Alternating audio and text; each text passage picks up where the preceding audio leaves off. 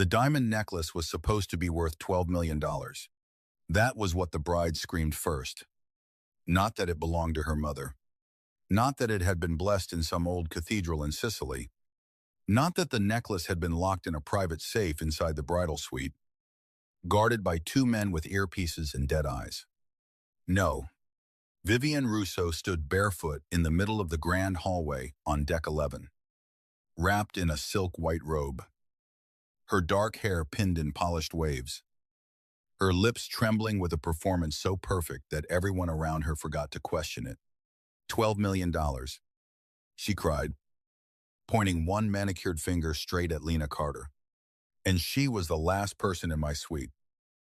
The hallway went silent in that expensive way only rich places could manage. Not peaceful, controlled. Like even the air knew not to move unless someone powerful allowed it. Lena stood beside her cleaning cart with a stack of fresh towels in her arms. Her Navy Maid uniform was clean but faded at the seams. Her apron pulled a little too tight around her waist. The way uniforms always did when they were ordered by people who thought every woman hired to clean should be shaped like a hanger. She could feel every eye on her. The bridesmaids. The security men. The old politicians sipping champagne outside the private lounge. The billionaires pretending not to stare. And the camera phones. Those were the worst. Vivienne's closest friend. A thin blonde woman with diamonds in both ears and cruelty resting naturally in her smile. Lifted her phone and started recording. Look at her face. The blonde whispered loudly. She knows. Lena's throat tightened. I didn't take anything, she said. Her voice came out steady. But inside, humiliation was already climbing up her ribs. Vivienne laughed once. Soft and sharp. You expect us to believe that, she said. A maid making what? $15 an hour, walking into my suite, seeing diamonds sitting there. And suddenly, having morals. A few women laughed. Lena looked down at the towels in her arms. She had cleaned rooms after seasick children, drunk millionaires, honeymooners who left cash on the dresser like it was trash, and men who never looked at her face when they asked for extra sheets. She had learned to swallow insults before they became visible. She had learned that if you looked hurt, certain people took it as permission to go deeper. But this was different. This was public, and Vivienne knew it. Search her, one of the bridesmaids said. Lena's head snapped up. No.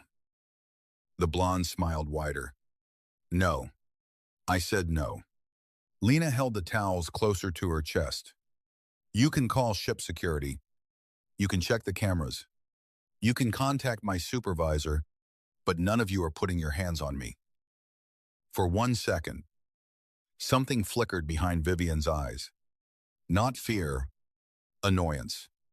As if Lena had stepped out of the role assigned to her. Then Vivienne moved fast. She grabbed the side of Lena's cleaning cart and shoved it with both hands. The cart tipped. Glass bottles, folded linens, cleaning spray, small soaps, and a metal bucket crashed across the gold-patterned carpet. The sound echoed down the hallway like a gunshot dressed in luxury. Lena flinched. The bridesmaids laughed. Pick it up, Vivienne said. Lena stood frozen. Pick it up. Lena looked around for help. No one moved. Not the security men. Not the ship staff pretending to study the walls. Not the guests who suddenly found their champagne fascinating. So Lena crouched. Her knees pressed into the carpet. Her cheeks burned. Her hands moved through the mess, collecting towels first because broken glass had scattered near the spilled bottles. The blonde kept filming. Careful, she said, laughing.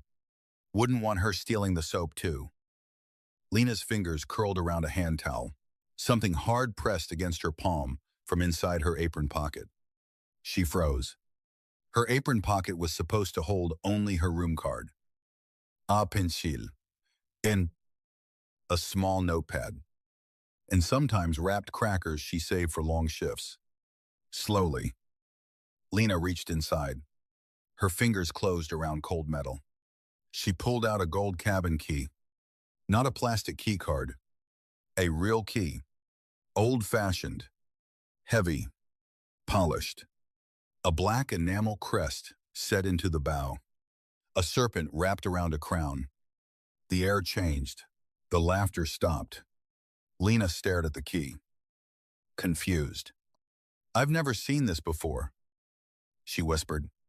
Vivian's face went pale so quickly, Lena noticed it even through her own panic. Then Vivian lunged. She snatched the key from Lena's hand and lifted it high for everyone to see.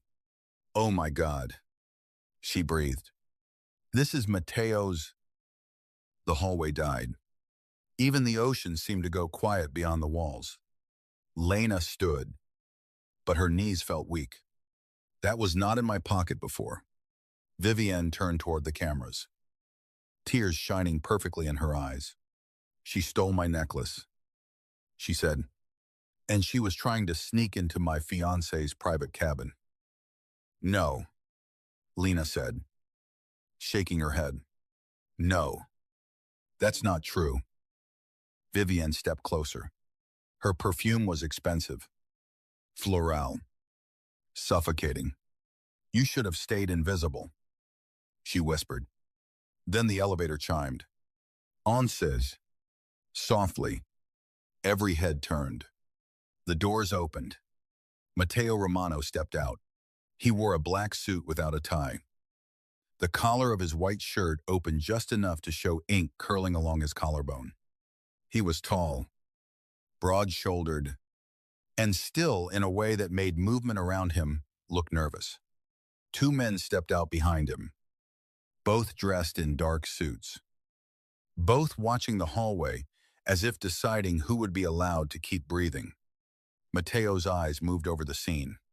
The spilled cart, the broken glass, the phones, the bride in her silk robe, and then Lena, still half kneeling among towels and shattered bottles.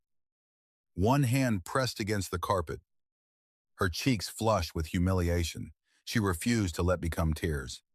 His expression did not change, but something in the hallway tightened. Vivian clutched the key in her fist. "Mateo," she said, suddenly soft. "Thank God you're here." He did not look at her.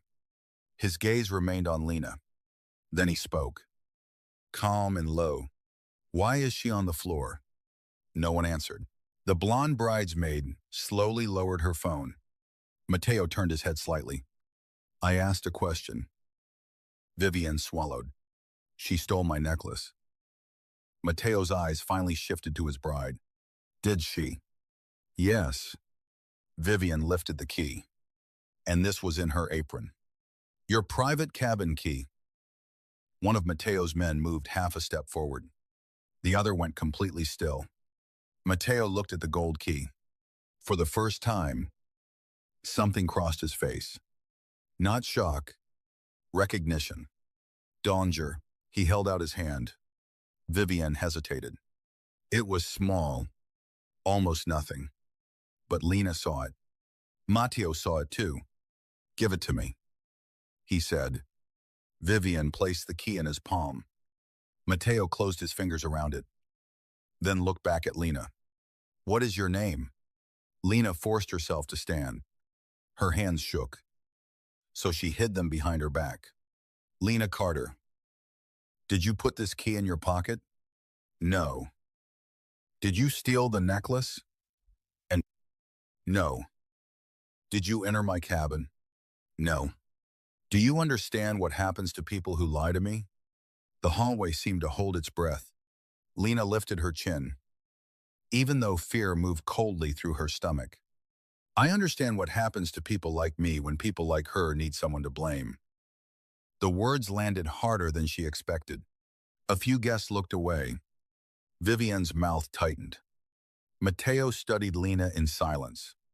Most men looked at Lena and saw too much of her body and too little of her. Mateo looked at her as if he was reading every tremor she tried to hide. Every bruise life had left under her skin. Every stubborn piece of dignity she still had clenched in her fists. Then he turned to his men. Collect the phones. Vivian blinked. What? No one leaves this hallway with footage of her on the floor. The blonde bridesmaid recoiled as one of Mateo's men took her phone. You can't do that, she snapped. Mateo looked at her. He did not threaten. He did not raise his voice. He simply looked. The blonde handed over the phone. Vivian stepped closer to him, lowering her voice. Mateo, she humiliated me. She stole from me. You're defending the maid. I'm not defending anyone, Mateo said. I'm asking why a key that has been locked in my safe since we left Seattle ended up in her apron. Vivian stopped breathing. There it was. The crack in her beautiful mask. Lena saw it. Mateo saw Lena see it. For one strange second, their eyes met over the wreckage of her cart. Then the ship gave a low groan as it cut through cold Pacific water, carrying all of them farther from shore, farther from witnesses, farther into a wedding that suddenly felt less like a celebration and more like a trap. Mateo slid the gold key into his own pocket. Miss Carter, he said. Lena stiffened. You're coming with me. Vivian's eyes widened. Absolutely not. Mateo did not even look at her. Now. Lena's heartbeat slammed once. Hard. I didn't do anything. I know what you said. That's not the same as believing me. His gaze sharpened. And for the first time, she saw the man beneath the expensive suit. Not the groom. Not the guest. Not the name whispered by half the staff with fear. The predator. No, he said quietly. It isn't. Then he turned and walked toward the private elevator. And somehow, surrounded by millionaires and monsters, Lena understood that staying behind might be more dangerous than following him. So she followed. The elevator doors closed on Vivian's pale face. Inside, no one spoke. Mateo stood inches away, one hand resting loosely at his side. His men faced the doors. Lena stood in the corner, aware of the warmth of his body, the faint scent of cedar, cold air, and expensive smoke clinging to his jacket. Her reflection stared back at her from the mirrored elevator wall. Round face, dark hair coming loose from its clip. Navy uniform, apron stained from the spill. Curves squeezed into fabric, never designed for comfort. Eyes too tired for her age, but still refusing to break. Mateo watched her reflection. You should be crying, he said. Lena looked at him through the mirror. Would that help? No. Then I'll save it. Something almost like approval touched his mouth. Almost. The elevator rose, past guest decks, past the private dining level, past the ballroom where orchids and white candles had been arranged for the rehearsal dinner. Finally, it stopped at deck 14. The doors opened into a corridor guarded by two men. Not ship security. Romano men. Lena knew because they did not look like people waiting for instructions. They looked like people who had already decided what they would do if anyone touched the man beside her. Mateo led her to a private suite at the end of the corridor. The room inside was larger than Lena's entire apartment in Tacoma.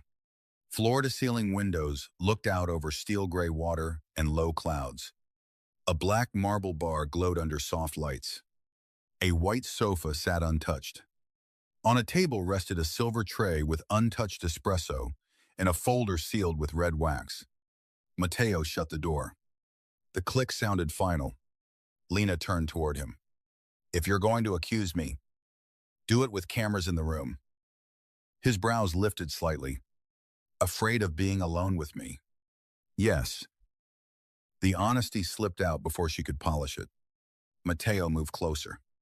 Slowly. Not enough to touch her. Enough to change the air. Good, he said. Fear makes people careful. Lena hated that her pulse reacted to his voice. Hated the warmth that rose in her chest even while her body stayed braced for danger. I'm careful because I'm poor, she said. Fear is just included. For a moment, he said nothing. Then he took the gold key from his pocket and placed it on the table between them. Do you know what this opens? You said your cabin. I said it was my key. That's not the same thing. His eyes narrowed. Again, that faint flicker of approval. You listen. I clean rich people's rooms for a living. Listening is how I survive. Mateo looked down at the key. This opens cabin 7. Lena frowned. There is no cabin 7 on deck 14. No, there isn't. Cold moved along Lena's spine. Mateo continued. Cabin 7 is not listed on passenger maps. It is not in the ship directory. It is not accessible by guest elevators. Then why would your bride know about it? Silence. There. Lena felt the shift again. She was not supposed to ask that. Mateo stepped closer to the windows. Outside, the ocean rolled beneath a sky, the color of a bruise. 2 months ago, he said, someone inside my organization sold information to the Russo family. Lena stayed still. Tonight I was going to find out if Vivian was part of it. You're marrying someone you suspect of betraying you. He turned. I'm marrying her because if I don't, 3 families go to war from Seattle to New York. Lena stared at him. The words sounded insane. But his face made them feel practical. Like weather. Like taxes. Like death. And the necklace, she asked, was a test. Lena laughed once. Breathless and bitter. Of course it was. Mateo's gaze sharpened. What does that mean? It means rich people never just lose things. They set traps and call them accidents. The words hit something. She saw it in him. Not guilt. Recognition. Mateo walked to the bar, poured water into a crystal glass, and held it out. Lena did not take it. His eyes dropped to her hands, still shaking despite her effort to hide them. I don't poison maids, he said. You frame them. No. You kidnap them. His mouth tightened. You walked into my elevator. Because your bride looked like she wanted to throw me overboard. For the first time, silence worked in Lena's favor. Mateo set the water on the table instead of forcing it into her hand. Vivian did not plant that key alone. He said, someone had access to my safe. Someone had access to your apron. Someone wanted me to believe you were part of it. Why me? Because you were convenient. That hurt more than it should have. Not because it was cruel, because it was true. Lena looked out the window so he would not see the sting in her eyes. Convenient. That had been the shape of her whole life. Convenient daughter. Convenient employee. Convenient woman to overlook. Convenient body to mock. Convenient scapegoat. My supervisor will fire me, she said. No. Mateo replied. She looked back. He lifted his phone. Your supervisor now reports to me. You can't just buy the ship. No. He paused. But I can buy enough fear on it. Lena should have been horrified. Part of her was another part. The wounded part, still kneeling in that hallway. Wanted to breathe for the first time that morning. Mateo studied her carefully. You'll stay in this suite until I know who touched you. Lena blinked. Touched me. Your apron. Your card. Your locker. Your life. The possessive edge in his voice slid under her skin before she could stop it. I'm not your property, she said. His eyes darkened. No, he said quietly. Your evidence. It should have made her feel safer. It didn't. By sunset, the whole ship knew Lena Carter's name. Not because Mateo's men failed to erase the hallway videos. They erased them. But gossip on a luxury cruise moved faster than Wi-Fi. By dinner, Whispers followed Lena through the staff corridor. The maid who stole the bride's necklace. The maid found with the groom's key. The maid Matteo Romano took upstairs. That last part became the most poisonous. Women who had never noticed her now stared like she had stolen more than diamonds. Men in suits paused when she passed.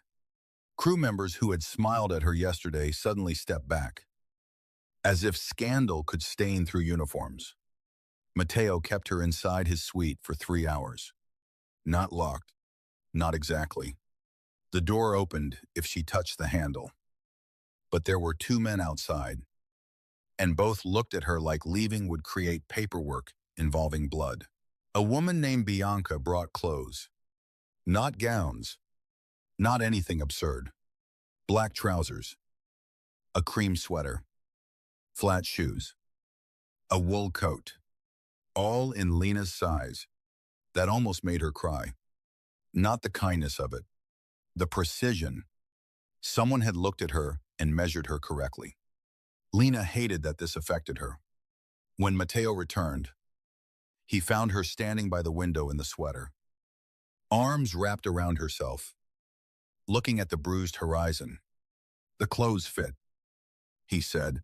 Was that supposed to be impossible? No. You sound surprised.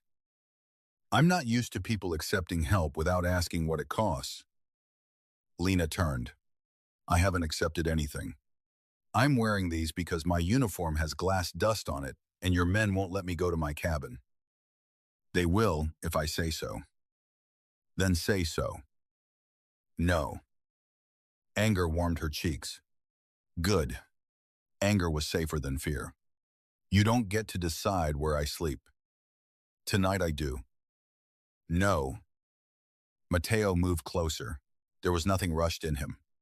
Nothing uncontrolled. He did not crowd her by accident.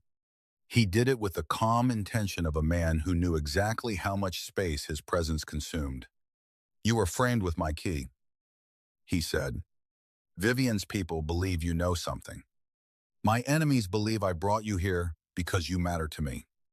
Until I understand which lie becomes true first. You stay where my men can keep you alive. Lena's breath caught. Your enemies. His gaze did not move from hers.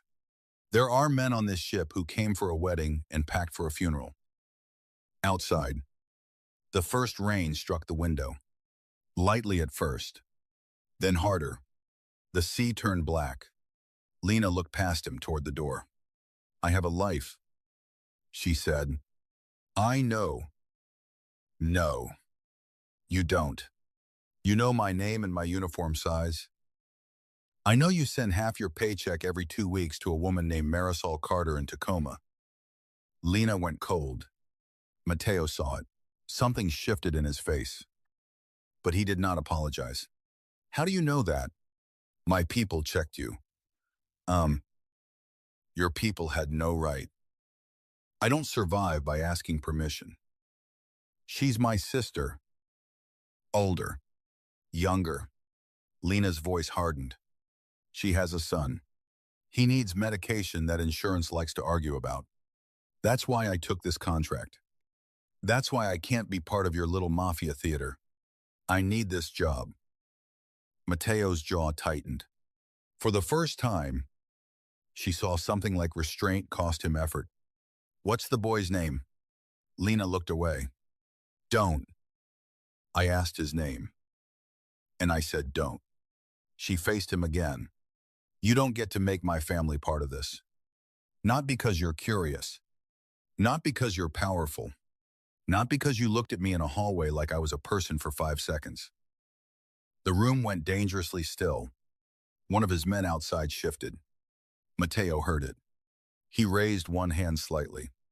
The movement stopped. Then he stepped back. Not much. Enough. Fair, he said. The word surprised her. So did the softness hidden beneath it. Not warmth. Not yet.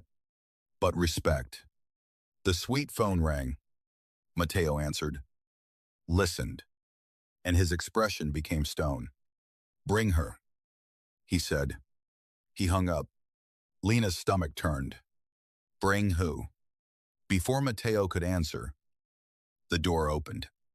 His men escorted in a young steward named Ethan, pale and shaking. Lena recognized him from laundry services. He was 19, maybe 20, with nervous hands and kind eyes.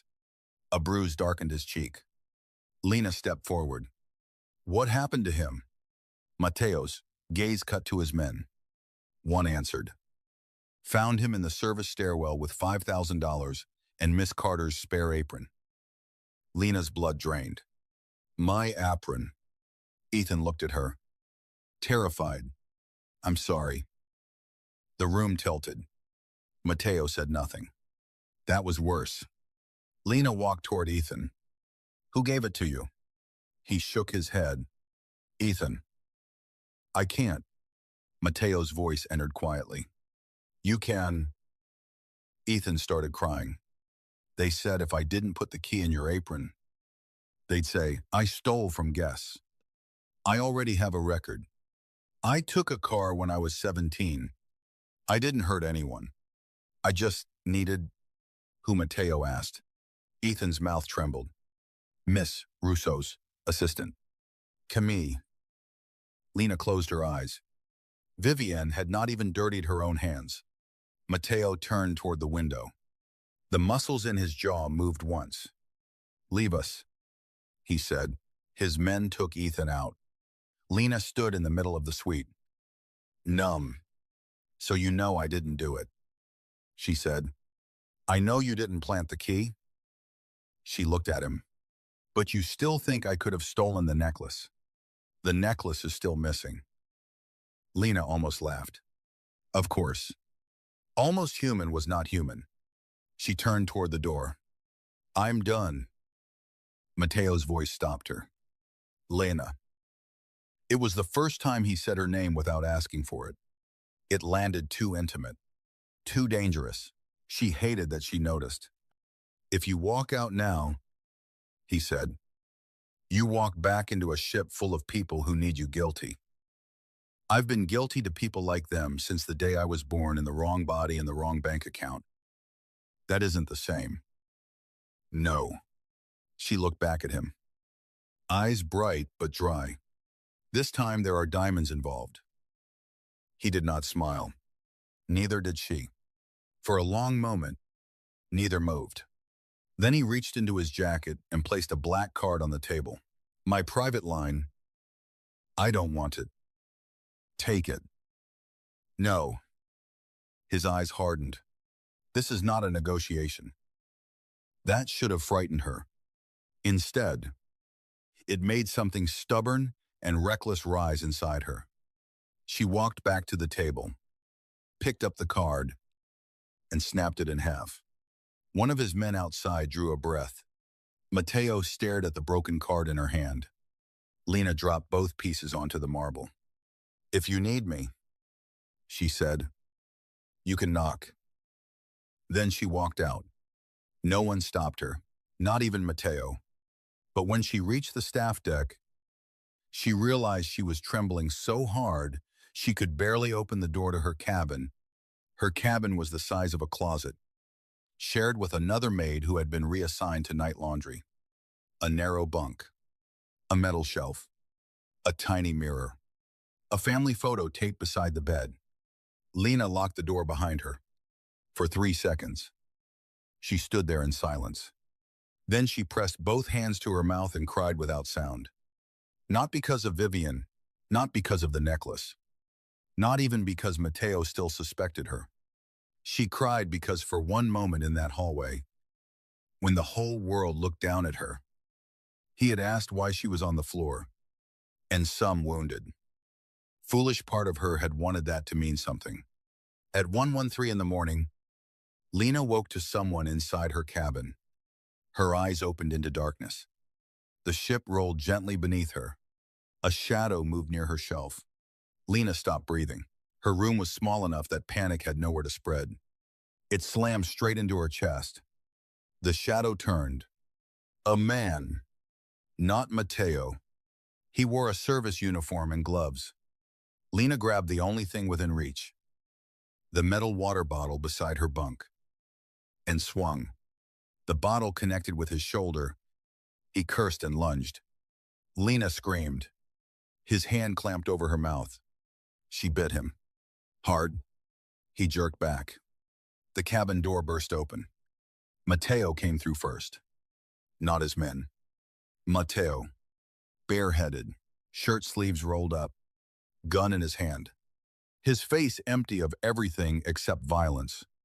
The intruder tried to move. Mateo hit him once. The man dropped. Lena scrambled backward on the bunk, chest heaving. Two Romano men entered and dragged the intruder into the corridor. Mateo did not follow. He looked at Lena. The cabin light flickered on, harsh and white. She hated how small she felt, hated that her hands shook, hated that he saw. Mateo lowered the gun. Are you hurt? She shook her head. Words would not come. His eyes moved over her face, her throat, her arms, searching for damage. The controlled man from the suite was gone. In his place stood something darker, something barely held back. He turned toward the corridor. Alive, he ordered. One of his men nodded. Alive until I ask everything. The door closed. Silence returned. Lena hugged her knees. How did you know? She whispered. Mateo's gaze flicked to the ceiling corner. Lena followed it. There, almost invisible near the smoke detector. A small black lens stared down. Her stomach dropped. You put a camera in my room. No. Then who did?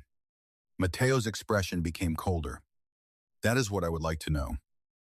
The fear in Lena's stomach changed shape. Hidden surveillance. In her room? On a ship. In the dark. Get out, she said. Lena, get out. There may be more cameras. Then get a woman from security. Get my supervisor. Get anyone who isn't you. He went still. She expected anger. Instead, he nodded once, opened the door, and spoke quietly to someone outside. Within minutes, Bianca arrived with tools and a security scanner. She checked the room while Mateo waited in the hall. Back turned. One hand braced against the wall as if leaving Lena alone cost him something. They found 3 cameras, one near the ceiling, one behind the mirror, one inside the vent. Bianca's face hardened with each discovery. Lena sat on the lower bunk. Numb, Mateo re-entered only after Bianca stepped aside. His voice was quiet. This was not for theft. Lena looked at the tiny camera in Bianca's gloved hand. Then, what was it for? Mateo's eyes met hers. To watch when someone came for you. The room felt suddenly airless. So, I was bait. He said nothing. That silence cut deeper than denial. Lena stood. You knew. I suspected they might use you. After you took me to your suite. Yes. And you let me come back here. His face tightened. With guards in the corridor. Guards who didn't notice a man inside my room. Mateo's eyes darkened. One of the men outside looked at the floor. Lena stepped closer to Mateo. She was afraid of him. She would have been stupid not to be. But fear had burned into fury.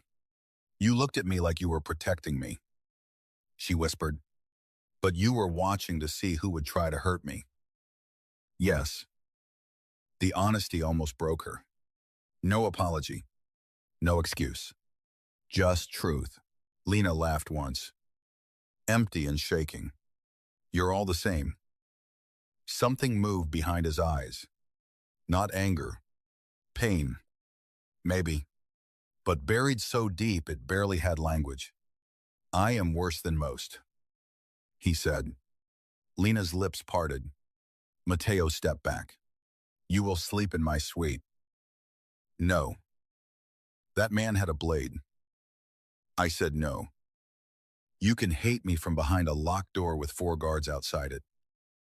I can hate you from here. His control cracked, only slightly, enough that his voice dropped into something lethal. And if the next man reaches you before I do, the question silenced her. Because beneath the dominance, beneath the arrogance, there was something else now. Fear. Not for himself. For hair. Mateo seemed to realize he had revealed too much. His face closed. You have 5 minutes, he said. Then he walked out. Lena wanted to refuse. She wanted pride to be enough. But pride did not stop knives. So 5 minutes later, wrapped in her coat with Bianca beside her, Lena walked back through the sleeping ship toward Mateo Romano's private suite. And from the far end of the corridor, hidden behind a service door, Vivienne Russo watched them go. The storm arrived before dawn. Rain hammered the windows of Mateo's suite. The ocean threw itself against the ship in black. Rolling waves. Somewhere below, music still played faintly from an after-hours lounge. Absurdly cheerful beneath the weather. Lena did not sleep. Mateo gave her the bedroom. She tried to refuse. He ignored her and took the sofa. Not like a gentleman. Like a guard dog. At Patruzero A.M. She opened the bedroom door and found him awake. Sitting in the dark. One arm along the back of the sofa. A glass of untouched whiskey on the table beside him. Lightning revealed his profile. Sharp cheekbones. Dark stubble. A small scar near his mouth. Ink disappearing beneath the open collar of his shirt. He looked less like a groom than a king waiting for betrayal. You don't sleep? Lena asked. No. Because of guilt. Because people with enemies who sleep deeply don't wake up. She leaned against the doorframe. The borrowed sweater fell off one shoulder. Mateo's gaze moved there. Stopped. Then returned to her face with visible discipline. That restraint disturbed her more than staring would have. Who was the man in my cabin? She asked. A contractor. For Vivienne. For someone using Vivienne. Convenient answer. Yes. The honesty again. Lena crossed her arms. Why are you marrying her? You asked that already. You didn't answer like a human being. Mateo looked out at the storm. My brother was killed 6 months ago. The anger in Lena softened before she could stop it. I'm sorry. He accepted the words without moving. His car exploded outside a restaurant in Brooklyn. Everyone called it a rival strike. I found out later, someone in my own circle opened the route. And you think Vivienne's family helped? I know they did. Then why marry into them? Because they're arrogant when they think they've won. Lena started. You set the wedding as a trap. His eyes returned to hers. Yes. And the necklace. A Russo heirloom with a tracking stone and a hollow clasp. I placed a copy in Vivienne's safe. The real necklace was never supposed to leave my possession. Lena frowned. Then what went missing? Mateo's hand tightened around the glass. The copy. So why does it matter? Because inside the copy was a name. The room seemed to darken around that sentence. Lena waited. Mateo did not continue. She should have let it go. She didn't. A name of who? His eyes warned her. Lena held his gaze anyway. Someone you love, she said softly. His face shut down completely. But it was too late. She had seen it. There, the wound behind the empire.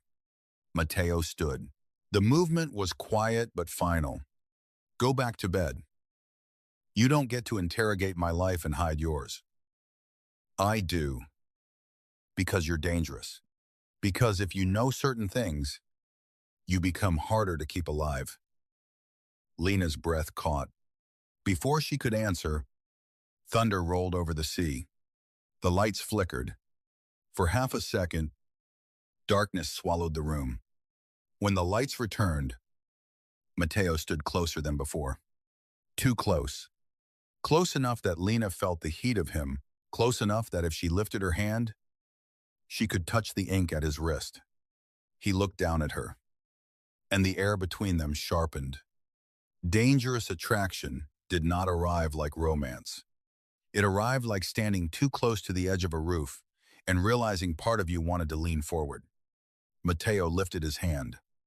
For one impossible second, Lena thought he would touch her face. Instead, he reached past her and pushed the bedroom door wider. "Inside," he said, voice rougher than before. Lena swallowed. "Do you always order women around when you don't know what else to do?" His eyes dropped to her mouth. Stayed. Returned to her eyes. "No," he said. "Only the ones who make me forget the room has exits." The words hit both of them. Matteo stepped back first. Lena went into the bedroom and closed the door. This time, she locked it. Not because she thought it would keep him out, because she needed something between them that was not just willpower. Morning came silver and cold. The cruise ship approached the narrow waters leading toward Alaska, where pine-dark islands rose from mist like secrets.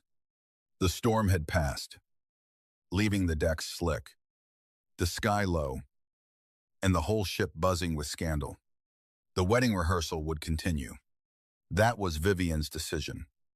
Or maybe Matteo's. Lena no longer knew where one trap ended and another began.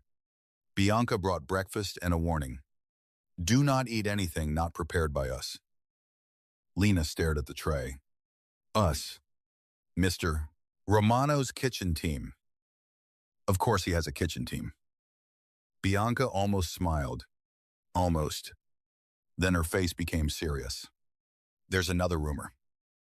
Lena picked up the coffee, then set it down untouched. "What now?" "They're saying you were Matteo's mistress before the cruise."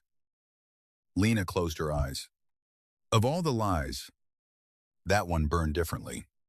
Theft made her look desperate. That lie made her body the crime. Bianca's voice softened.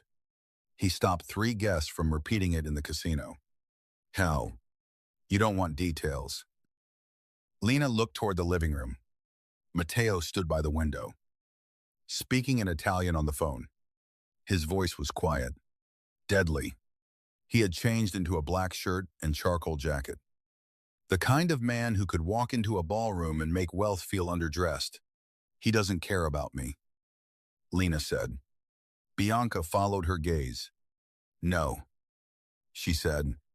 "That's why everyone is afraid." Lena looked at her. Bianca said nothing else. At noon, Matteo told Lena she was coming with him to the rehearsal luncheon. "No," she said immediately. He buttoned one cuff. "Yes. I am not walking into a room full of people who think I stole a necklace and slept with the groom. That is why you are walking in with me." Her stomach tightened. "You want to use me again?" "Yes." The answer landed like a slap. At least he did not dress it up. Lena grabbed her coat from the chair. "Find another prop." Matteo crossed the room and stopped in front of her. "I need Vivian angry." "I'm sure you can manage that without me." "She made a mistake when she framed you. I want her making more." "And what happens to me while your bride is making mistakes?" His face hardened. "No one touches you." "You keep saying that after people touch me." The words cut. Matteo did not flinch. But something in his expression changed. "I failed last night," he said. Lena went still. The apology was not soft. It was not complete. But for a man like him, it sounded like blood drawn from stone. He continued, "I won't fail again." Lena wanted to believe him. That was the dangerous part. She looked away. "I don't have anything to wear to your Mafia lunch." Matteo opened the bedroom door. Inside, hanging from the wardrobe, was a deep emerald dress. Simple, elegant, long sleeves, Soft fabric, not tight in the places women were punished for having bodies. Not shapeless, either. 1. Lena stared at it. Odd. Her throat tightened. I'm not wearing that. It's yours. No, it isn't. It is now. She turned on him. You don't get to buy me into obedience. I'm not. Then why? Mateo's gaze moved over her face. Because they expect you to walk in looking ashamed. Lena said nothing. His voice lowered. Don't give them what they want. That was how she ended up in the emerald dress. Bianca pinned her dark hair back loosely. Lena looked in the mirror and did not recognize herself at first. Not because the dress made her thinner. It didn't. It made her visible. Her curves looked powerful instead of apologetic. Her face looked pale, but striking. Her eyes looked wary. And that made her look less like a victim than a woman who had survived the first act and was deciding how much damage to do in the second. When she stepped into the living room, Mateo turned. He did not speak. That silence did more than any compliment could have. It moved over her slowly, carefully, almost reverently. Then his face closed, as if the reaction had angered him. Stay beside me, he said. Lena lifted her chin. Try to keep up. For the second time since they met, Mateo Romano almost smiled. The rehearsal luncheon was held in the glass atrium at the center of the ship. White orchids climbed gold pillars. Champagne sparkled in crystal towers. Outside the glass ceiling, cold northern light filtered through clouds, turning everything silver. Guests dressed in couture and diamonds murmured beneath violin music. Then Mateo entered with Lena Carter at his side. Conversation died in waves. First at the entrance, then across the tables. Then near the stage where Vivian stood, surrounded by bridesmaids in pale blue. Vivian turned. Her smile vanished. Lena felt the impact of every stare against her skin. She almost faltered. Mateo's hand touched the small of her back. Not gripping, not pushing. Just there. A quiet command. A warning to the room. A dangerous comfort she hated needing. Vivian walked toward them with the grace of a woman carrying knives behind her teeth. Mateo, she said. What is she doing here? Mateo looked around the atrium, then at Vivian. Standing. A few guests looked down. Vivian's eyes flashed. She is accused of stealing from me. She is accused, Mateo said, not convicted. Vivian gave Lena a smile full of poison. How generous of you to dress her up. Lena felt Mateo's hand go still against her back. Before he could speak, Lena did. I know, she said softly. It's strange seeing a woman in clothes that actually fit her.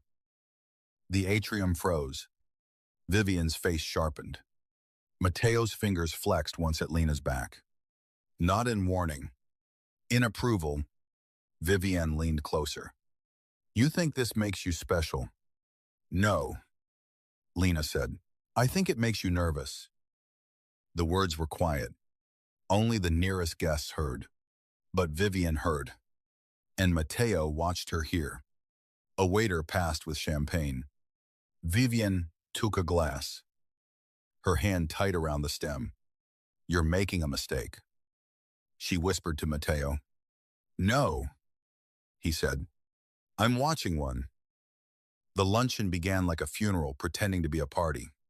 Lena sat at Mateo's right because he told a senator to move. The senator moved. Vivian sat across from them, smiling too brightly. To Lena's left sat a man with silver hair and a priest's collar who did not look like any priest she had ever seen. Beside him, a scarred man named Rocco watched the room like a loaded weapon. Mateo barely ate. Neither did Lena.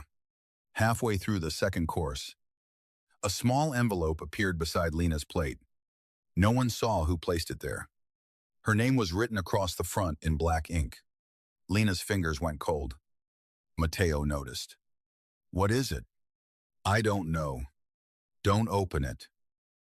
That made every rebellious part of her want to open it immediately. But the fear in his voice stopped her. Not command. Fear. Matteo took the envelope with a napkin and handed it to Rocco. Rocco sliced it open carefully. Inside was a photograph. He looked at it once, then looked at Matteo. Matteo took the photo. His face changed. Lena knew before she saw it. This was the name in the necklace. The person he loved. Matteo tried to fold the photo away, but Lena had already seen enough. A little girl, maybe 6, dark hair, serious eyes, sitting on a swing somewhere green and bright, holding a stuffed rabbit. On the back, written in the same black ink, "Weddings are dangerous for children." Matteo stood so fast his chair hit the floor. Every guest turned. Vivienne looked startled, but not surprised. Lena saw that too. Matteo leaned down to Lena's ear. "Do not move." Then he walked out with Rocco and 3 men behind him. The atrium erupted in whispers. Vivienne's gaze found Lena across the table. For once, the bride did not look cruel. She looked victorious. Lena's stomach turned. The little girl was real. And someone on this ship knew. Minutes passed. 5, 10, 15. Matteo did not return. The violin music resumed. Quieter now. Like even the musicians were afraid. Lena stared at the folded napkin beside Matteo's empty plate. A corner of the photo stuck out. She should not touch it. She touched it, not to pray. To understand why a man like Matteo Romano had looked, for 1 second, like the floor had vanished beneath him. When she lifted the napkin, a tiny object fell into her lap. A necklace clasp. Not diamond, not gold. A hollow clasp, broken open. Inside was a strip of microfilm, so small she almost missed it. Lena closed her hand around it. Across the table, Vivienne stood. Her eyes were locked on Lena's fist. Now Lena understood. The luncheon had been another trap. But this time, someone had placed the missing piece beside Matteo's plate, and they wanted Lena holding it. Vivienne started toward her. Lena stood. The room shifted. "Going somewhere?" Vivienne asked. Lena smiled with more courage than she felt. "Powder room." Vivienne's bridesmaids moved subtly, blocking the easiest exit. Lena turned toward the service doors instead. 2 men stepped into her path. Not ship staff. Russo, men. Her pulse slammed. Then a voice spoke from behind her. "Move." Matteo. He stood at the atrium entrance. Rain on his coat, though they were indoors. His face carved from something colder than anger. The Russo men moved. Not fast enough. Matteo crossed the room and took Lena's wrist. Not hard, but with absolute possession. "What did you touch?" Lena opened her palm. The broken clasp lay there. Matteo's expression went lethal. Vivienne said, "She stole that too." Lena almost laughed. The lie was so quick, it was almost impressive. Matteo did not look away from Lena. "Did you?" "No." "Where did you find it?" "Under your napkin." His thumb rested against her pulse. He could feel her heart racing. Vivienne laughed sharply. "Matteo, are you insane? How many times does this woman have to be found with my stolen property before you stop staring at her like she's innocent?" Matteo turned his head slowly. The atrium chilled. "Because guilty people run from me," he said. "She keeps looking me in the eye." No one spoke. Then the ship lights flickered. Once. Twice. A deep alarm sounded somewhere below deck. Not the emergency alarm. Something lower. Mechanical. Rocco appeared at the entrance. Faccia grim. Engine room disturbance, he said.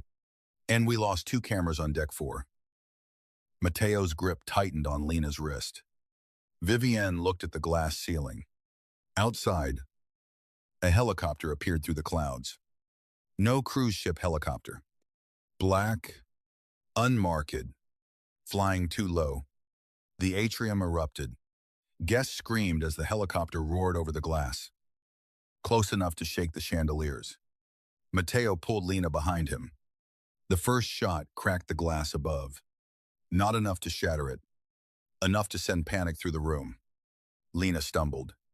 Mateo caught her before she fell, his arm wrapping around her waist as he pushed her behind a marble pillar. Stay down. This time, she did not argue. Men moved, not like guests, like soldiers. Mateo's men drew weapons. Russo men drew theirs. Ship security vanished into chaos. Champagne towers crashed. Women screamed. The violinist ducked behind the stage.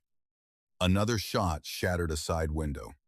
Cold wind and rain whipped into the atrium.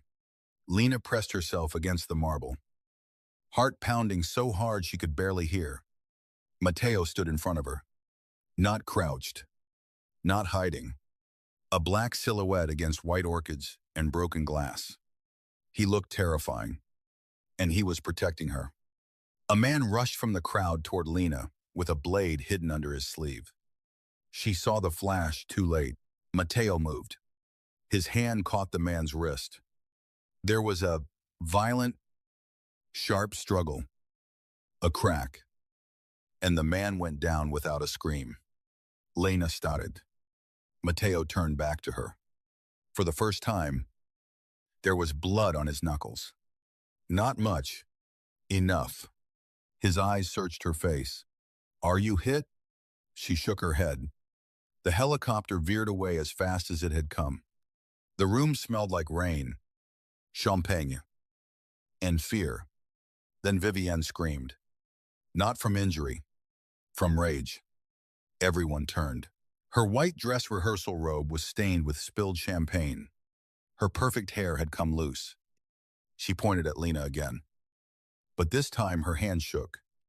This is because of her, Vivienne cried. Everything was fine until she touched my sweet. Mateo walked toward her. Slowly, every step made people move back. Vivienne tried to hold her ground. Failed. Mateo stopped inches from her. You knew about the child. The words were quiet, but they destroyed the room. Vivienne's face went blank. Lena's chest tightened. The child. The little girl in the photograph. The hidden name. Vivienne looked around, realizing too many people had heard. What child, she whispered. Mateo leaned closer. The one you threatened. Vivienne's lips parted. Then she smiled. It was small, ugly, the first honest expression Lena had seen on her. You should have married me when I was still willing to forgive secrets. Mateo's hand moved. Rocco stepped forward quickly. Not to protect Vivienne from Mateo, but to protect Mateo from what he might do in front of 300 witnesses. Lena moved before she thought. She touched Mateo's arm. Just 2 fingers against his sleeve. His entire body stopped. He did not look at her at first.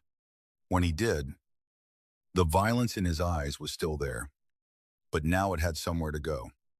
Not away, contained. For here, not here, Lena whispered. He stared at her. Then he stepped back. Vivienne saw the exchange. Her face twisted, and Lena understood the most dangerous truth on that ship. Vivienne did not hate her because she was a maid. Vivienne hated her because Mateo listened. That night, the wedding was postponed. Officially. Because of weather complications and a security incident. Unofficially. Because every powerful person on the ship now knew the wedding had become a war. Mateo moved Lena to cabin 7. It took 2 private elevators, a locked service passage, a stairwell behind a false wall. and a steel door disguised as maintenance access to reach it. The cabin was hidden beneath the forward observation deck, built into the bones of the ship. It had no luxury. No chandeliers, no marble, just reinforced walls, monitors, maps, communication equipment, and one narrow bed bolted to the floor. And on a small shelf near the bed sat a child's drawing. A house, a son, a black-haired man holding hands with a little girl. Lena looked at it before she could stop herself. Mateo saw. Don't ask. I won't. But her voice was too soft. He turned away, bracing both hands on the metal table. The monitors showed different parts of the ship corridors, engine access, the atrium, the bridal suite, the deck where wind pushed rain sideways, hidden surveillance. His surveillance this time. Lena sat on the edge of the bed.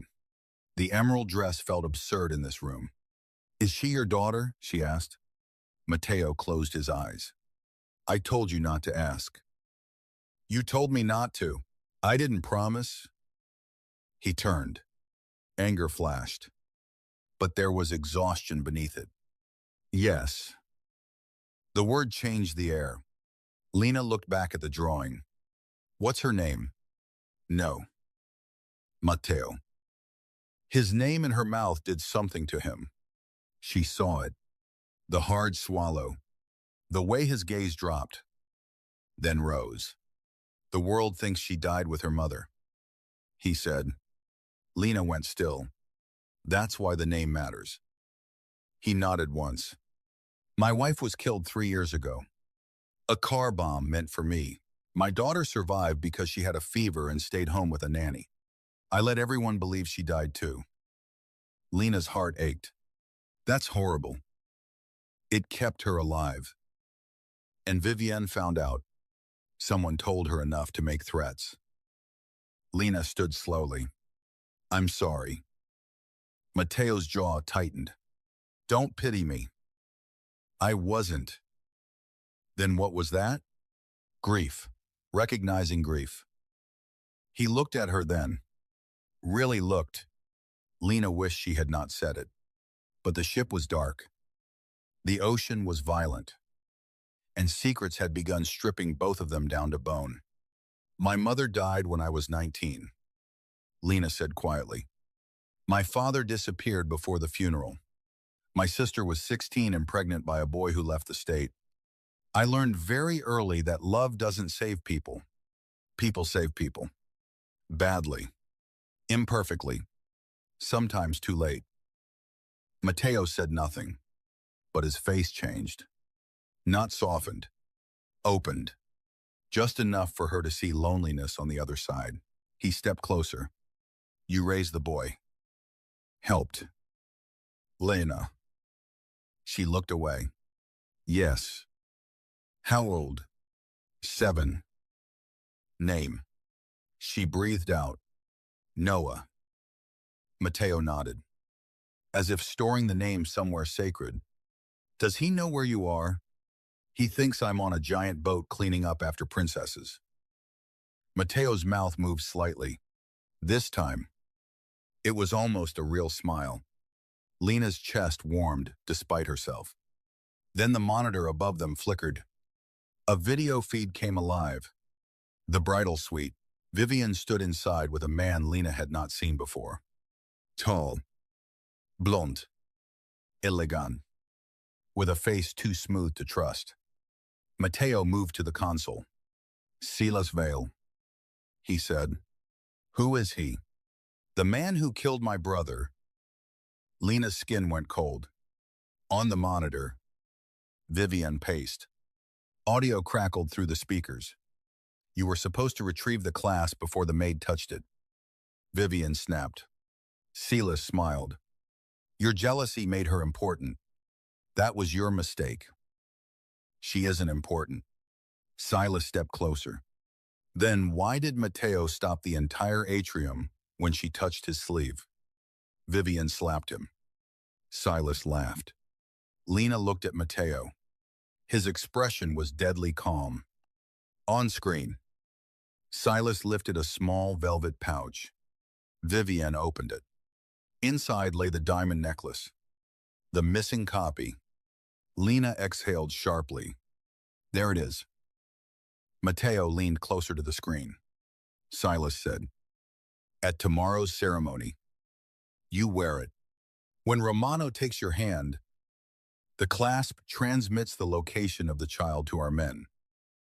Vivian's face tightened. "And after, you become Widow Romano." Lena's blood turned to ice. Mateo did not move, but the room seemed to contract around him. Silas continued, "The maid dies first. Publicly, if possible. Mateo's weakness needs a face." Vivian smiled. A sick, beautiful smile. "Then give them hers." The screen went black. For a moment, only the ocean spoke. Lena could not breathe. Tomorrow's ceremony, a murder plan. A child's location. Her death. She looked at Mateo. His face was unreadable, but his hand rested on the table near the child's drawing. Fingers curled so tightly, the knuckles had gone pale. "They want you emotional," Lena said. His eyes lifted. "They want you careless." "Yes." "Then don't be." Tan. A faint, humorless laugh left him. "You think it is that simple." "No." She stepped closer. "I think you're a man who built a hidden cabin inside a cruise ship and planted fake diamonds in your bride's safe. You're not stupid. You're angry." He stared at her. "You speak to me like you don't understand what I am." "I understand exactly what you are." "Do you?" "Yes." Her voice lowered. "You're dangerous. You're violent. You're probably guilty of things I don't want names for. But right now, you're also a father whose daughter is being hunted.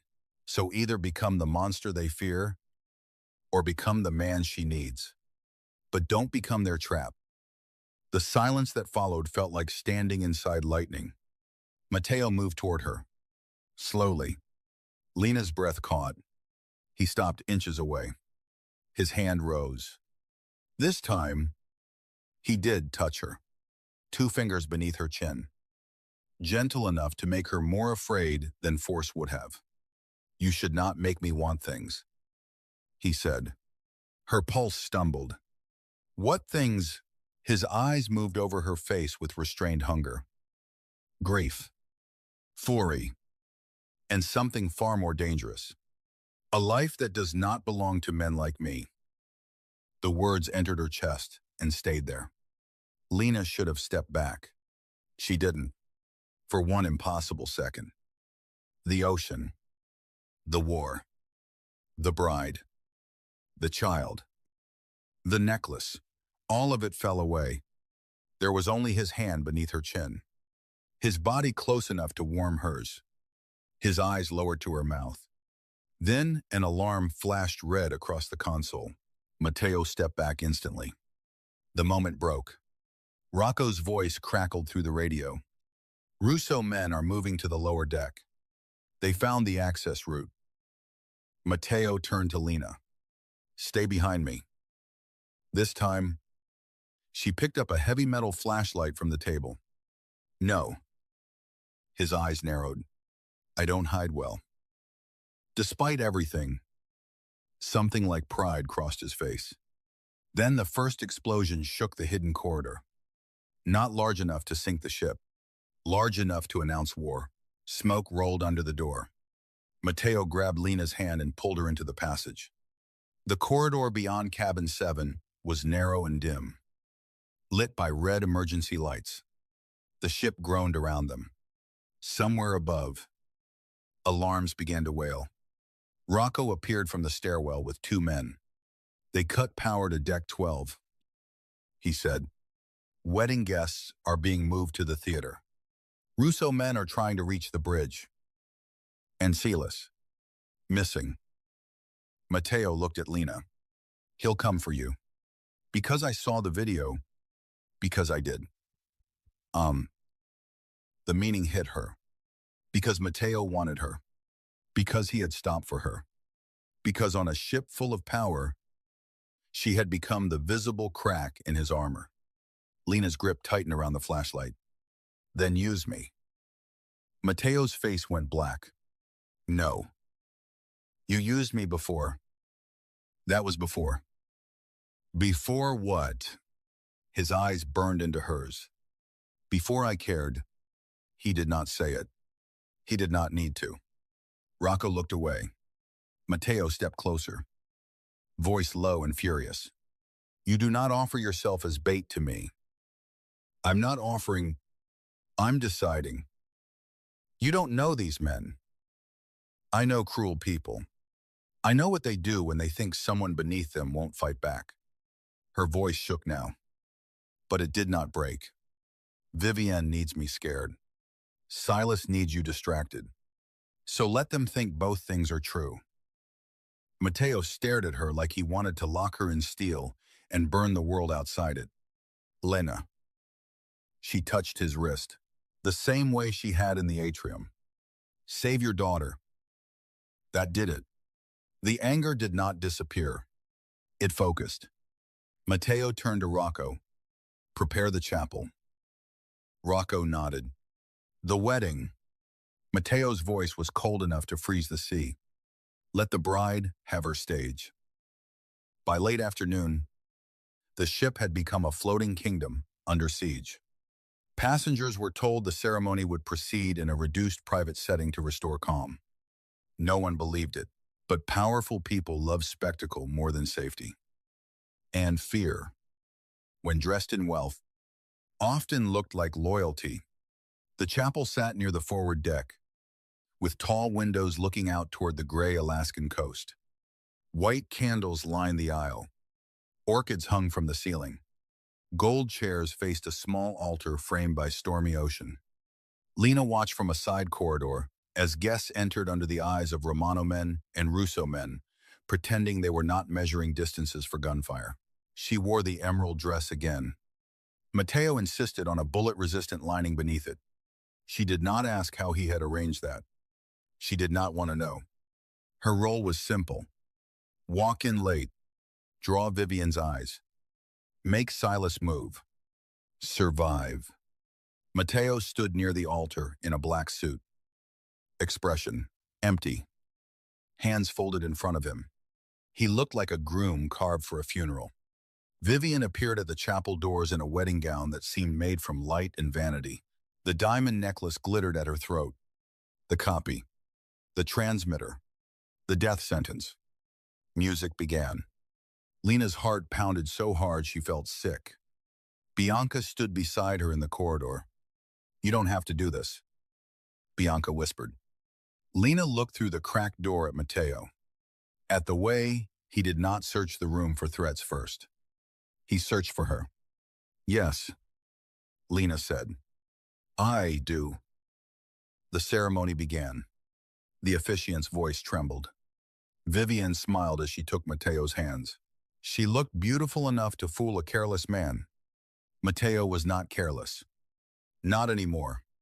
When the officiant asked if anyone objected, silence filled the chapel. That was Lena's cue. She opened the side door. Every head turned. The aisle stretched before her, white and gold, lined with people who had laughed at her on the floor less than 2 days ago. Lena walked slowly, not to the altar, to the front row. Vivienne's face tightened. Mateo's eyes locked on Lena and did not move. A murmur spread through the chapel. The maid, the mistress, the thief, the mistake. Lena lifted her chin. Vivienne laughed softly, still desperate for attention. Lena looked at the necklace, then at Vivienne. No, she said, just returning something that never belonged to you. Before anyone could move, the chapel screens flashed on.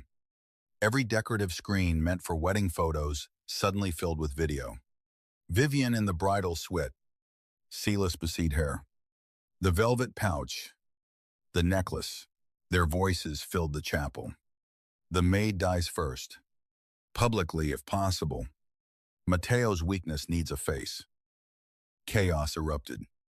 Guests screamed. Vivienne reached for the necklace clasp. Mateo moved faster. He caught her wrist. But from the balcony above, Silas appeared with a gun. Let her go. Romano. The chapel froze. Silas aimed not at Mateo. At Lena, Mateo's face changed.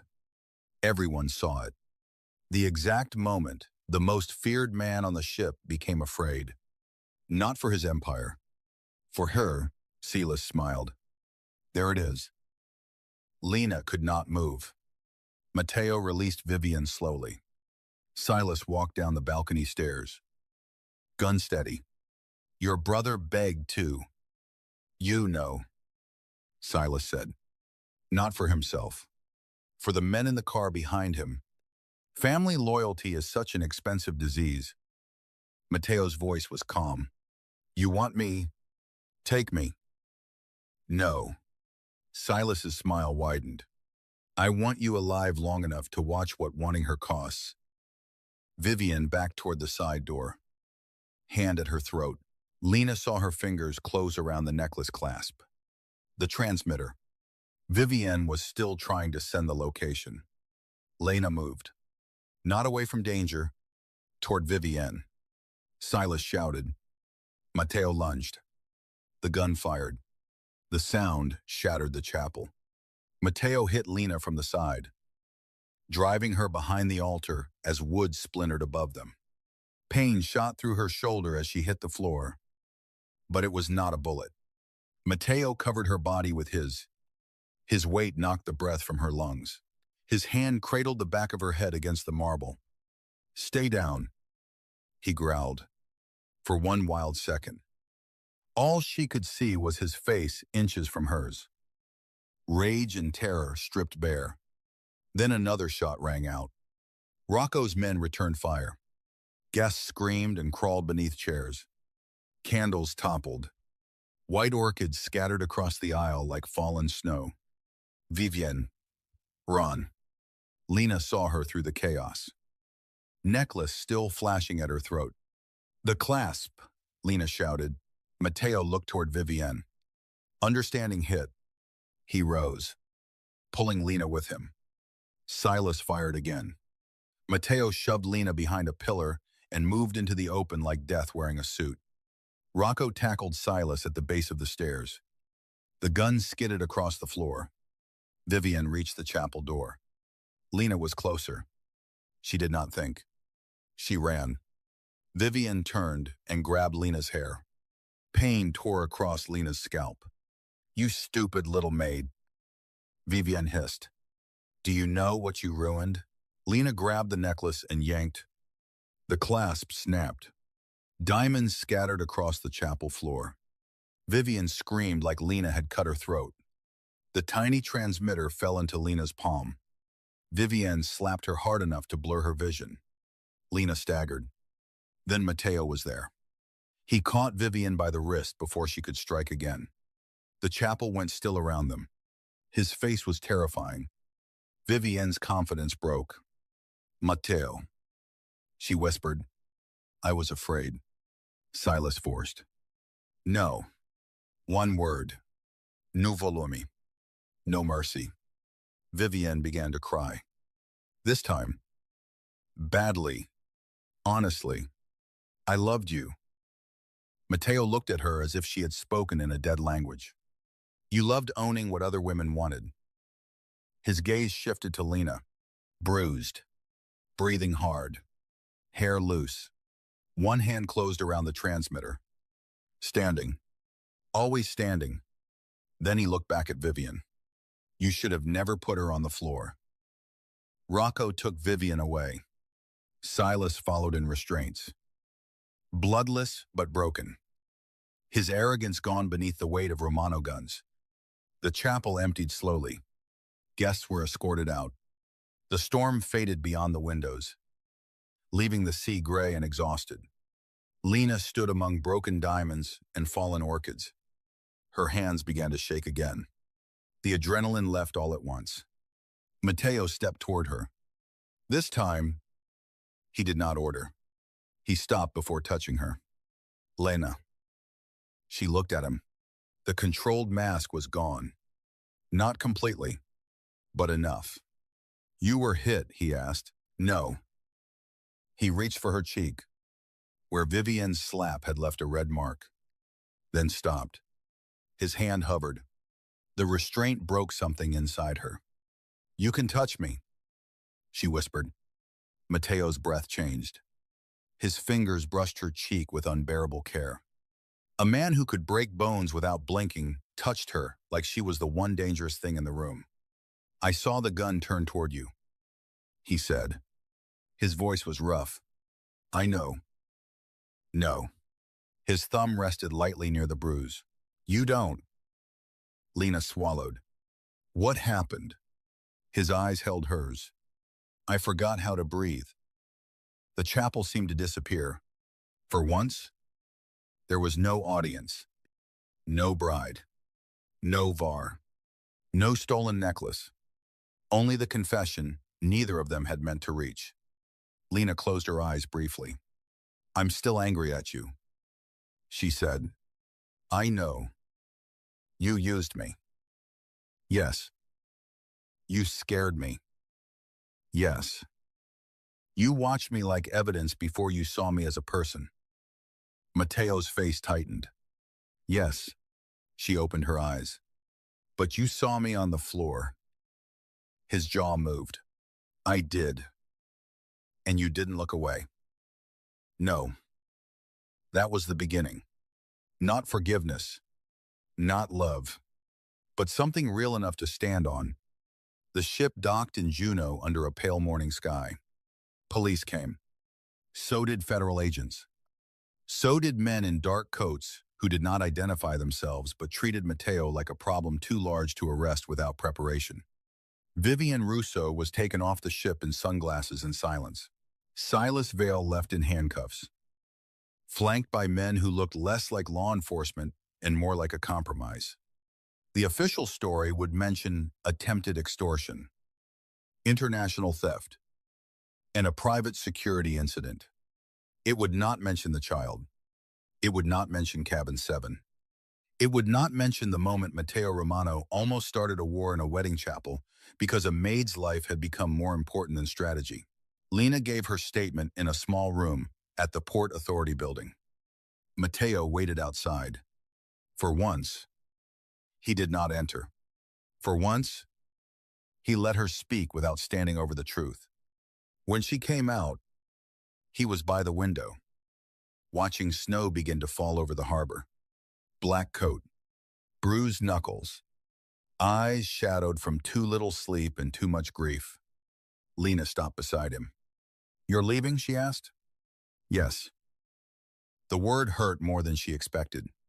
Where? Somewhere my daughter can keep being dead. Lena nodded. Of course. That was the world he lived in. People loved from behind locked doors. Children survived by becoming ghosts. Men like Matteo did not get endings. They got temporary truces. He looked at her. I arranged for your job to remain open. Your supervisor will issue an apology. Lena gave him a tired look. Did you threaten him? Yes. At least you're consistent. A faint smile touched his mouth, then faded. There's also an account for Noah's medication. Lena stiffened. Matteo. Before you refuse. It is not charity. It sounds exactly like charity. It is repayment. For what? For saving my daughter's life. Lena looked away, eyes burning. I didn't save her. I never even met her. You protected the secret that keeps her alive. Snow drifted between the harbor lights. Lena wrapped her arms around herself. I can't be bought. I know. I mean it. So, do. I. She looked back at him. His voice lowered. The money is there whether you forgive me or not. whether you ever see me again or not. That did it. Her chest tightened painfully. Don't do that. What? Act like disappearing is noble. His eyes darkened. It is necessary. No. It's what men like you call fear when you don't want to admit you're afraid. The old danger flashed in his face. But she was not afraid of it now. Not the same way. Mateo stepped closer. You think I'm afraid to stay? I think you're terrified. Of what? Wanting someone who can leave. Silence. The harbor moved outside in shades of white and steel. Mateo looked at her like she had found a locked room inside him and opened it with bare hands. I am not a safe man, he said. I know. My world will take from you. It already tried. I have enemies. I met some. I will make mistakes. You already did.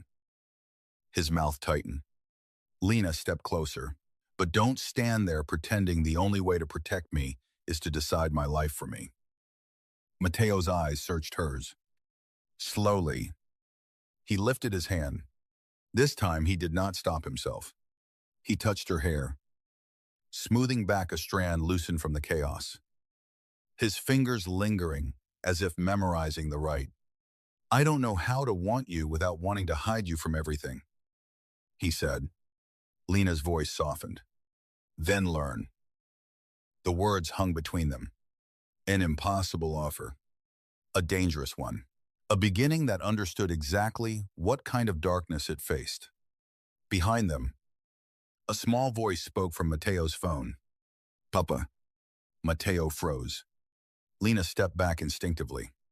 On the screen, a little girl with dark hair and serious eyes looked out from a warmly lit room somewhere far away. The same child from the photograph. The same child from the drawing. Mateo's entire face changed. Not soft.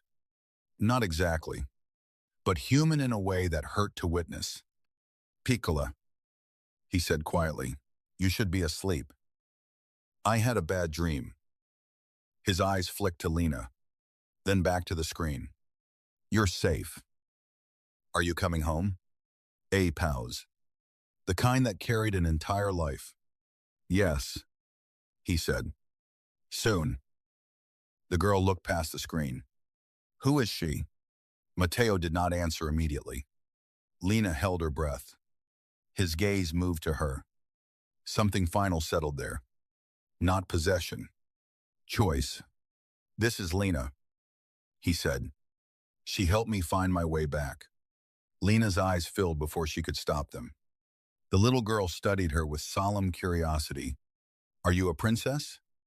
Lena laughed softly through the ache in her throat. No. Sweetheart, I clean up after them. The girl smiled. Mateo watched Lena's face while she smiled back at his daughter. And in that quiet Port Authority hallway, with snow falling over Alaska and a broken Mafia wedding sinking into legend behind them, Mateo Romano realized the most dangerous truth of all. He had built his life to survive betrayal. He had trained himself not to need. He had hidden his child, buried his wife, hunted his brother's killers, and walked into a wedding prepared to sacrifice anything for revenge. But he had not prepared for Lena Carter. A woman who had been forced to her knees and still stood up. A woman who had been used as bait and still chose courage. A woman who looked at the monster in him and demanded the man answer. Weeks later, Lena returned to Tacoma, not to a fairy tale, to real life. Rent, laundry, hospital calls. Noah's homework spread across the kitchen table, her sister crying when the medication bill was paid in full. The cruise company offered her a promotion with a written apology and a settlement so generous it made her suspicious. Lena accepted the settlement, declined the promotion, and told them never to call her again. For the first time in years, she slept without setting 3 alarms. But every night, at exactly 9:17, a black car parked across the street, not hiding, not approaching, just there. At first, Lena was furious. She walked outside on the third night in slippers and a coat, marched up to the car, and knocked on the tinted window. It rolled down. Matteo sat inside, looking exhausted and devastating in a black overcoat. Lena crossed her arms. Are you stalking me? No. You're sitting outside my apartment in the rain. Yes. That's stalking. That is guarding. That is a different word for the same creepy behavior. His mouth twitched. I wanted to make sure no one followed you. For 3 nights. I'm thorough. Matteo. The sound of his name softened the rain. He looked past her toward the apartment window where Noah's dinosaur lamp glowed blue. I leave tomorrow, he said. Her anger faltered. Oh. My daughter is being moved. New documents. New country for a while. Lena nodded. Because what else could she do? He reached across the seat and took something from the passenger side. A small envelope. I came to say goodbye properly. She took it carefully. Inside was not money, not diamonds, not a key. It was a photograph. Matteo's daughter in the same green place, holding a sign in childish handwriting. Thank you, Lena. Lena pressed one hand to her mouth. Matteo watched her. Silent. She wanted you to have it, he said. Lena looked at him through the rain. And what did you want? His eyes held hers for a long moment. The selfish answer, yes. I wanted to ask you to come. Her heart stopped. With you? Yes. To another country? Yes. You're insane. Yes. The honesty broke a laugh out of her. A real one. Then she shook her head. Tears mixing with rain. I can't. I know. I have Noah, Marisol, a life. I know. You don't get to sweep me into your world because you finally decided you want me in it. I know. She stared at him. You keep saying that. Because I am trying to learn the difference between loving someone and taking them. The rain fell harder. Lena's chest ached. The old Matteo would have commanded. This one waited. Not weak. Never weak. But willing to be refused. That moved her more than any diamond could have. She stepped closer to the car. I don't want your empire. I know. I don't want guards outside my door forever. His eyes shifted guiltily. Fewer guards. Matteo, I will negotiate. She almost smiled, then grew serious. If this becomes anything, it becomes something I choose. Every day. Not something you decide because you're afraid. He nodded. And you, he asked. What about me? What are you afraid of? The question slipped under her defenses. Lena looked down at the wet pavement. That one day, I'll believe I matter to you, she said quietly. And then your world will remind me I was convenient after all. Matteo opened the car door and stepped out into the rain. He did not touch her. He stood in front of her, letting the rain soak his coat. His hair, the collar of his expensive shirt. Lena Carter, he said, voice low and steady. You were never convenient. Her eyes burned. You were the moment everything inconvenient became worth surviving. That was too much. Too beautiful. And too dangerous. She stepped back before she stepped into him. Go take care of your daughter, she whispered. His face tightened. Then he nodded. He returned to the car. Before the window rose, he looked at her one last time. I'll come back when it's safe. Lena held the photograph against her chest. That might be never. His gaze was dark, certain, and full of the kind of devotion that frightened kingdoms. Then I'll spend never making it safe. The car pulled away. Lena stood in the rain until its taillights disappeared. 6 months passed. No scandal touched her. No enemies came. No hidden cameras appeared in smoke detectors. No brides screamed her name in luxury hallways. Life became quiet. Not easy. Quiet. Lena found work managing housekeeping for a small boutique hotel near the waterfront, owned by a retired widow who cared more about clean rooms than body size. Noah's medication stabilized. Marisol started nursing classes. The settlement money stayed mostly untouched in an account Lena labeled Freedom because she refused to label it Miracle. Sometimes a package arrived. Never jewels. Never anything flashy. Books for Noah. A handmade wooden music box for Marisol. A thick winter coat for Lena in exactly her size. No note. Just a black serpent and crown stamped faintly inside the box. Lena always told herself she would return the next one. She never did. Then, on a snowy evening in December, she was closing the hotel lobby when the front bell rang. Lena looked up. Matteo Romano stood at the door. Snow dusted his shoulders. A small girl stood beside him. Holding his hand, Lena's breath disappeared. The girl was real. Not a photo. Not a secret. Real. Dark hair tucked beneath a red hat. Serious eyes. A stuffed rabbit under one arm. Matteo did not step inside immediately. He waited at the threshold. For permission. That nearly undid her. Lena walked slowly across the lobby. The world seemed to narrow to the space between them. "You're back," she said. Matteo's eyes held hers. "Yes." "Is it safe?" "No." She laughed softly. Because of course, that was his answer. His mouth curved faintly. "But it is safer." The little girl looked up at Lena. "I'm Elena." Lena crouched to her level. "Hi, Elena. My papa said you're brave." Lena glanced up at Matteo. His face was unreadable, but his eyes were not. "What else did he say?" Lena asked. Elena thought seriously. "That you yell at him when he's bossy." Lena smiled. "That sounds like me." Elena nodded, satisfied. Then she held out the stuffed rabbit. "You can hold him if you want. He doesn't like scary people. But he likes you." Lena's throat tightened. She took the rabbit carefully. Matteo watched the exchange like a starving man watching light through a window. Lena stood. For a moment, none of them spoke. Snow fell beyond the glass doors.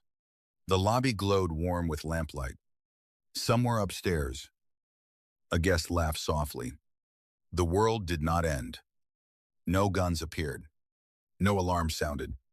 Just a man, a woman, a child who should have been a ghost. And a chance so fragile it felt holy. Matteo reached into his coat and removed a gold key. Lena's body reacted before her mind could. Not fear. Memory. The hallway. The floor. The accusation. The beginning. But this key was different. Simple. New. No serpent. No crown. He placed it on the front desk between them. "What does this open?" Lena asked. "A house." Her heart stuttered. "Yours." "No." He paused. "Maybe ours one day. If you choose it." Lena stared at the key. He continued. Carefully, as if every word had to be earned. "It is in Maine. Near the water. Quiet.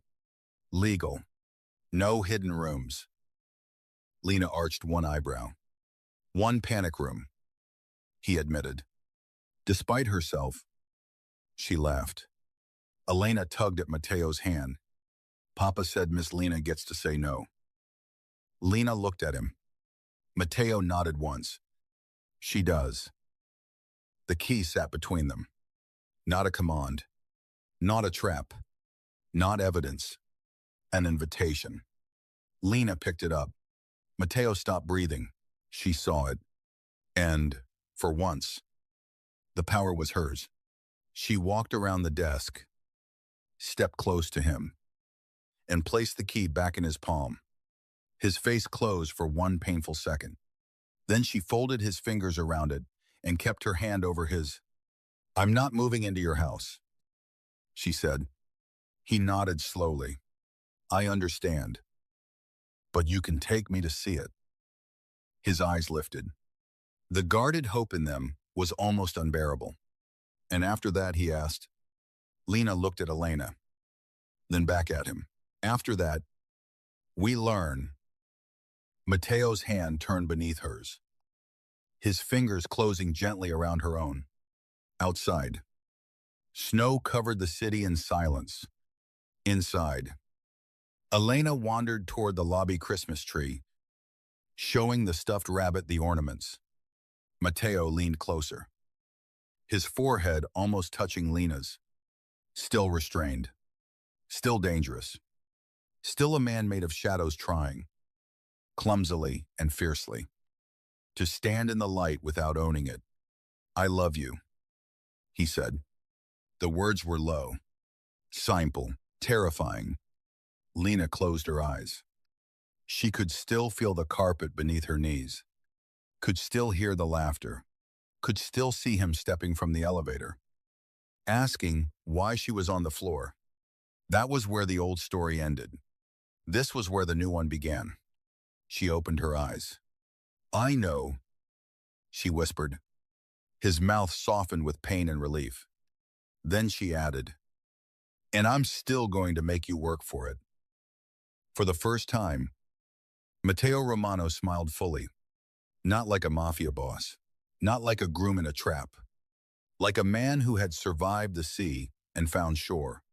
He lifted her hand to his mouth and kissed her knuckles with a reverence so quiet it felt more intimate than any vow. "I would expect nothing less," he said. Behind them, Elena gasped at a golden ornament shaped like a ship. Lena looked over Mateo's shoulder and saw the child smiling.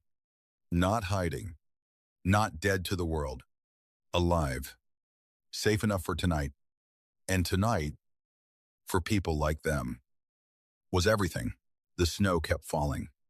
The harbor lights glowed beyond the windows.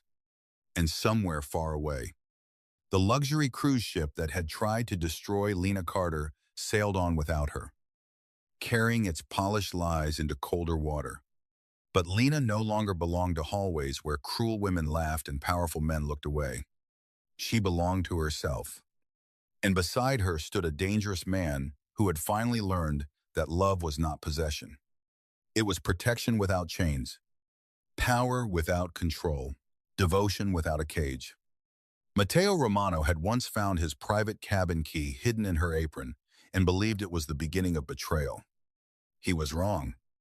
It was the beginning of the only truth he had not seen coming. The maid they tried to frame became the woman he could not live without. And the man everyone feared became the one person who would spend the rest of his life making sure she never had to kneel for anyone again.